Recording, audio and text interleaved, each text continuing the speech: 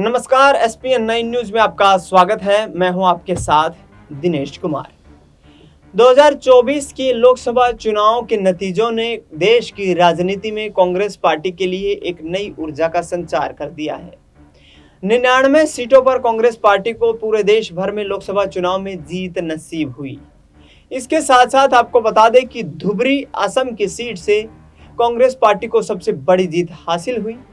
रबीउल हुसैन वहां से 10 लाख से अधिक वोटों से जीतने में कामयाब रहे। लेकिन हरियाणा की राजनीति की बात हम करेंगे। हरियाणा की राजनीति में जिस तरीके का सियासी घटनाक्रम इस वक्त देखने को मिल रहा है, हरियाणा ने दोनों ही पार्टियों को बड़ा तोल भाव करके सीटें देने का काम किया है।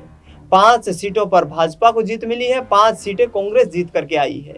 ऐसे में 5 सीटों का जो नुकसान भाजपा को हुआ है वो बड़े संकेत दे रहा है।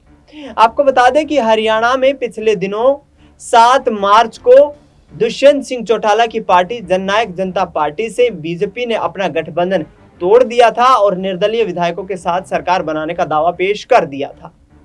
ऐसे में सरकार बनाई भी गई, लेकिन चंद दिनों के बाद ही सरकार को समर्थन देने वाले 3 विधायक पार्टी से नदारद हो गए, समर्थन वापस खींच लिया और कांग्रेस पार्टी को समर्थन दे दिया। ऐसे में नायब सिंह सैनी के सामने चुनौतियां ये आ गई हैं कि स्वयं करनाल विधानसभा सीट से चुनाव जीत दर्ज करने के बाद भी नायब सिंह सैनी हरियाणा की राजनीति को बचाने में नाकाम दिखाई दे रहे हैं। भूपेंद्र सिंह हुड्डा और दुष्यंत चौटाला के द्वारा बार बार फ्लोर टेस्ट करने की और राष्ट्रपति शासन लगाकर तुरंत चुनाव करवाने की अपील की जा रही है। लेकिन इस पूरे घटनाक्रम को देखा जाए दर्शकों, तो यहाँ पर कांग्रेस पार्टी ने जबरदस्त कमबैक किया है। 5 लोकसभा सीटों पर जीत दर्ज करने का मतलब ये है कि आधे हरियाणा को भाजपा ने यहाँ पर कांग्रेस ने फतेह कर लिया है।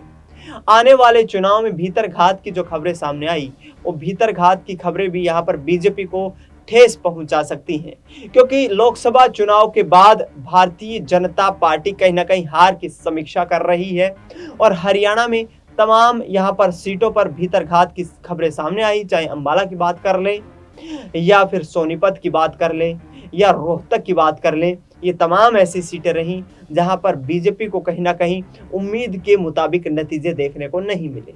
अब देखना ये होगा कि हुड्डा और दुष्यंत चौटाला मिलाकर के क्या यहाँ पर भारतीय जनता पार्टी की सरकार को विधानसभा चुनाव से पहले ही धराशाही करते हैं, क्योंकि 3 महीने में तो हरियाणा में विधानसभा के चुनाव होने वाले हैं और यदि होता हुआ ऐसा प्रतीत हुआ तो जाहिर तौर पर बीजेपी को हरियाणा में विधानसभा चुनाव के दौरान करारा झटका लगना तय माना जा रहा है।